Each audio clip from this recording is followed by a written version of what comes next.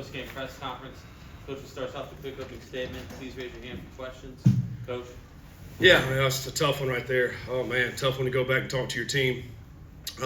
Because they played so good and played so hard for most of the game, and you're looking at the stats and make you sick, and there's just a lot of things about it. But obviously, we all know, can't turn the ball over. We understand that, and just give them points, and ultimately gave them 17 points, and obviously the difference in the game. And but I was proud of our guys. Had to continue to fight. We got back in it there at the end, and wasn't able to finish it. But I think defensively, I thought our guys played outstanding on defense. Held them to a field goal on one of the turnovers. And then other than that, I thought stopped the rushing attack. That they're one of the better rushing teams out there. Stopped that.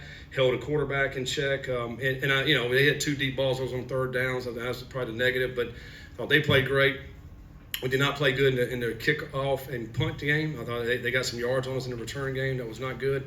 And then offensively, we moved the ball and did some really good things offensively and some individual great efforts. But again, the turnovers is the difference in the game. It's a difficult one to swallow when you played as hard as you did and very, very solid football and come away with a loss. I know it's easy to look at the pick six as kind of like the momentum changer, but was the fumble after it maybe even bigger because that was going to be a chance to kind of answer and erase it? Yeah, no question. They're both big, obviously, because the first one we're up 7 and we're driving, we're in the red zone and we're getting ready to go 14, and that's you're talking about momentum now. That's a huge momentum, even though it's still early in the game. That's a huge momentum for us.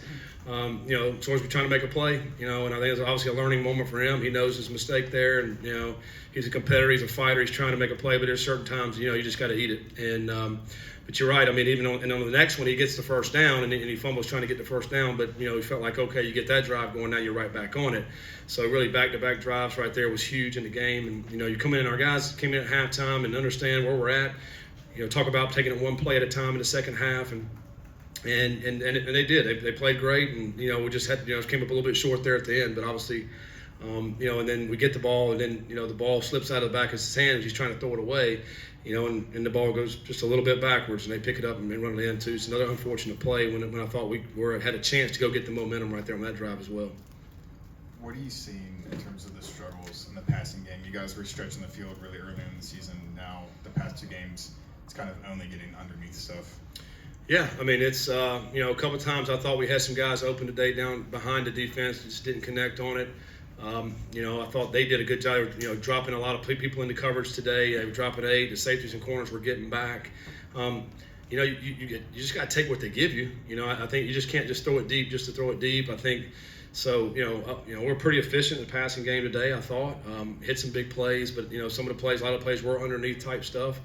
And I think there's just a fine line there. Do you try to push the ball down the field, or do you just take what they give you? And I think we've been more resulting on taking what they give us, and I think, we had some good drives today. We had, 15-play drive, 14-play drives, 12-play drives. We had the 1-play drive the prior. That was a big play, trying to free him up down the sideline. So it really ultimately comes back to just taking what they give us.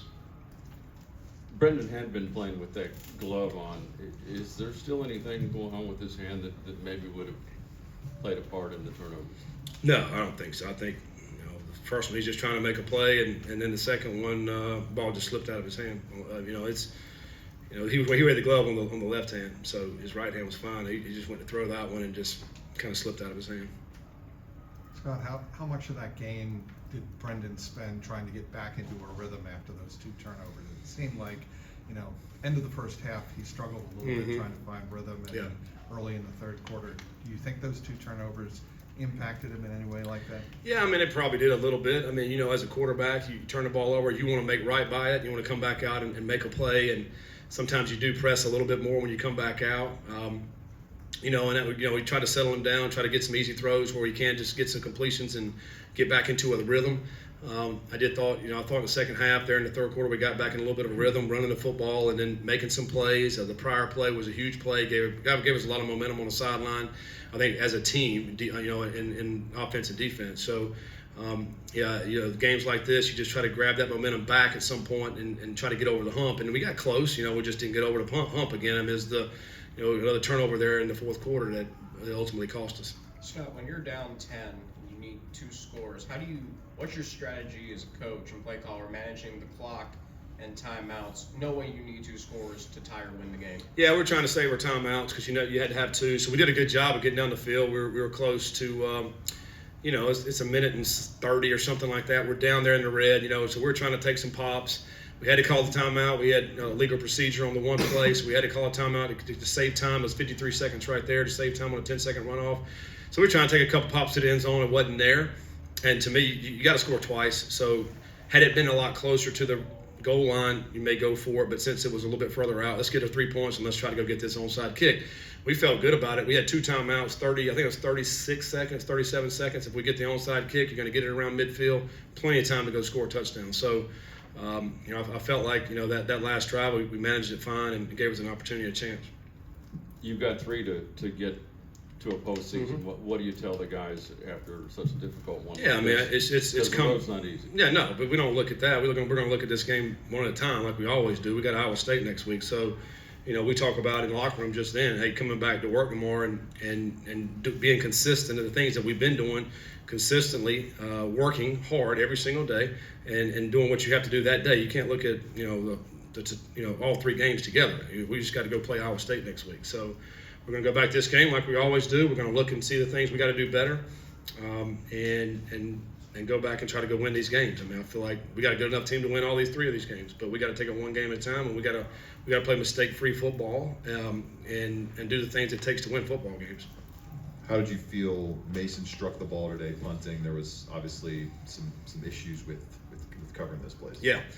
I mean, we had issues on covering. I think a couple times our gunners got caught up inside. One time the big return they had on their sideline, our gunner from the field got caught up inside. He was able to get on the outside. Our gunner on this side, was struggling getting off one of their hold-up guys on the outside, number 13. And we just did a poor job with the guys in the middle that are coming to set the net up. We call it a net there. That's going to get the punter. And I think we did a poor job with that. And they had the one kickoff return that got out as well, close to midfield. But our defense did a good job of getting them back off the field. And ultimately we lost the field position battle big, but because of that, which obviously didn't help. But our defense bailed us out and played outstanding. Did you notice anything West Virginia's defense was doing with Joe Royer, 4 catches for 31 yards? Did you notice anything they were trying to do to maybe take him away from being that go-to guy? Yeah, I mean, I don't know if necessarily trying to take them away. They were doing a lot with their pressures.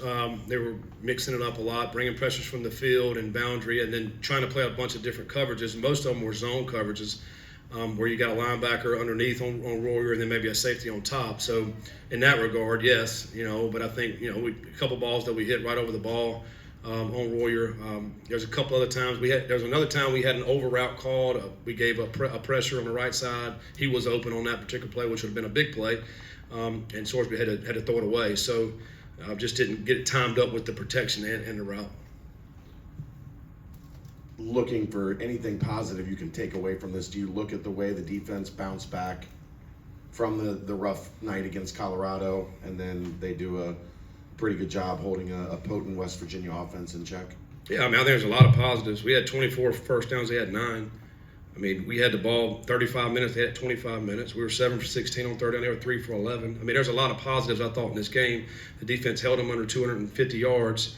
There's some really, really good stuff here. Ultimately, the score did not indicate this, and I think it really boils down to, a couple of plays that went for 14 points. We're not able to line back up and play defense. And, usually when you turn the ball over, you get them down somehow, then the defense can come back and play.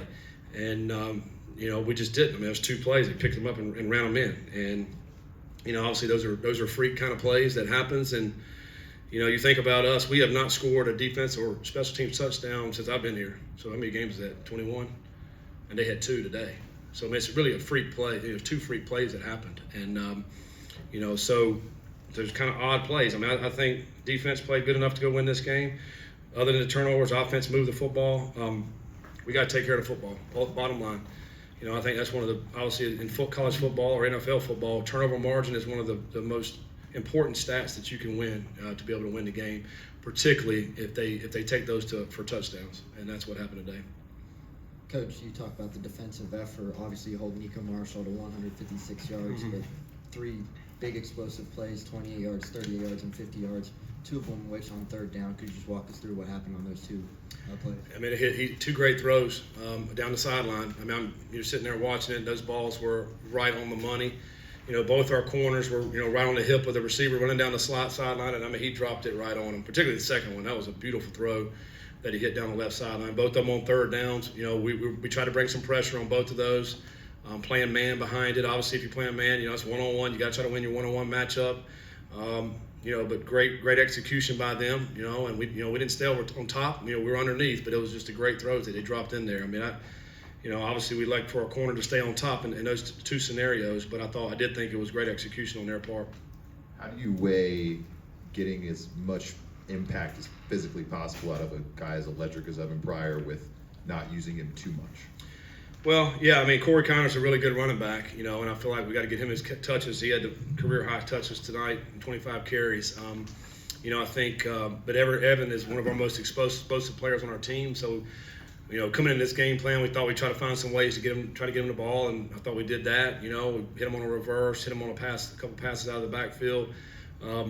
Had another pass out of the backfield that I thought we could have go back and watch that film. But so yeah, I mean, you're right. I mean, Corey's got to get his carries, but we also got to, whenever Corey gets his break, all right, you know, put him in.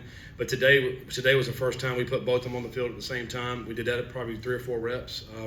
So just probably, you know, as we go throughout the rest of this season, trying to find ways to get him the ball. You know, being able to put him in space.